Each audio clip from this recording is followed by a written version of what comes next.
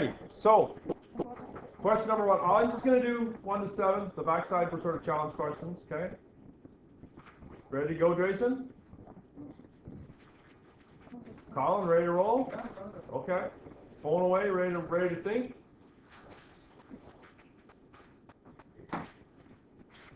Number 1, a skydiver in the spread eagle position opens the parachute. Is the diver accelerated? And the answer there is absolutely. Is there a change in velocity? Yeah. Yes, there's a change in velocity. There is an acceleration. And which way is the skydiver going? Down. Which way is the change in velocity? Are they slowing down? They are indeed. And so the acceleration is up due to an increase in air resistance.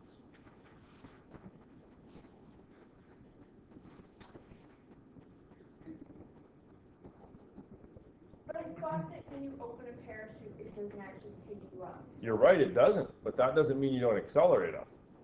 Acceleration is a change in velocity, right? It's like if I'm walking fast and then I slow down, which way is my acceleration?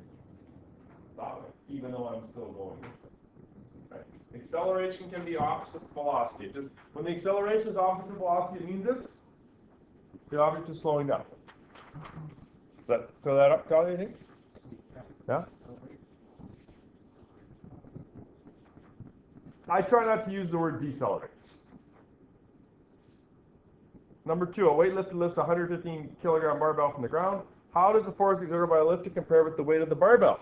Well, at the start, the applied force would have to be greater just to get it moving. But then once it's moving, objects in motion stay in motion. So it's briefly more, but then they are equal. Now, I guess when you make it multiple choice, that makes it a bit of a challenge for you, doesn't it?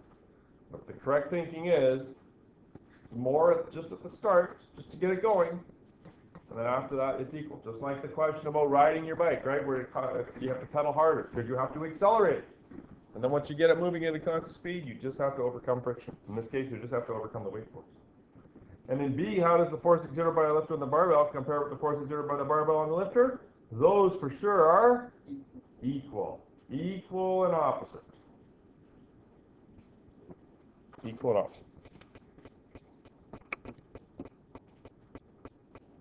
Now in number 3 it says, suppose you put a wooden block against the ball and push horizontally to keep it from falling. Draw a diagram showing the force on the block and the cause of those forces. Pay special attention to the normal force and the weight of the block. Are they in the same direction or are they equal? So in other words, you're drawing a 3-by diagram. Well, you can always start with gravity, weight force, which is down.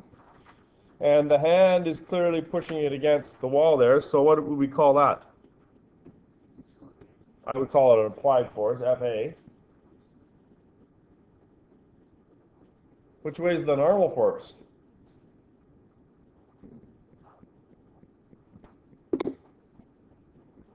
Which way is the normal force?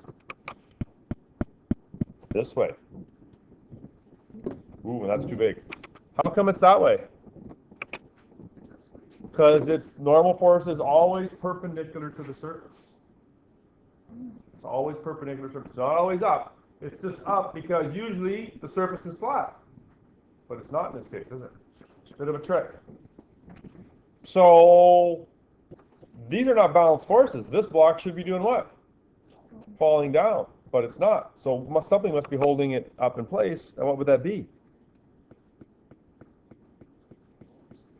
Friction, right? It's trying to move down, but it's right. And the harder you push, right? I'll use Colin's phone as an example.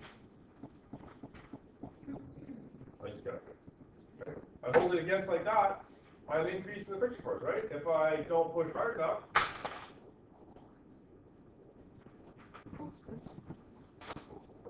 good thing I use a calculator.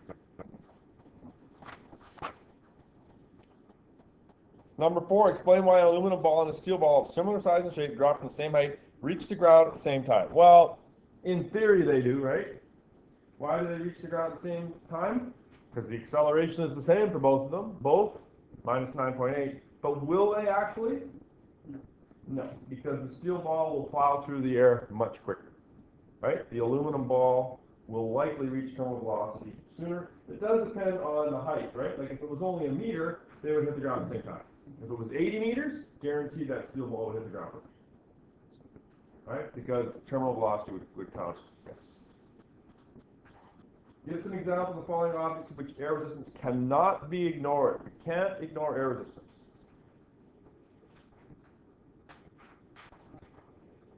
Pieces of paper, coffee filters, parachutes, yeah. Skydivers for really high height. Just about anything, really. What about number 6? Give some examples of following objects to which air resistance can be ignored. You can ignore air resistance. What kind of things don't really have much air resistance on? Spears, okay. Things that are really pointy. It's a more scientific word for pointy, right? Aerodynamic, yeah. Things that are really aerodynamic. Yeah. The value of G on the moon is 1/6 of its value on Earth. Will a ball drop from the same height by an astronaut hit the ground with a smaller or larger spool? I don't know if I want to do this right now, because this takes a while. I'm going to save that one. Did you guys do number 7? Yeah? I'm going to save that one. That's going to take me a few minutes. I want to make sure we get to the last step. I'm going to save number 7.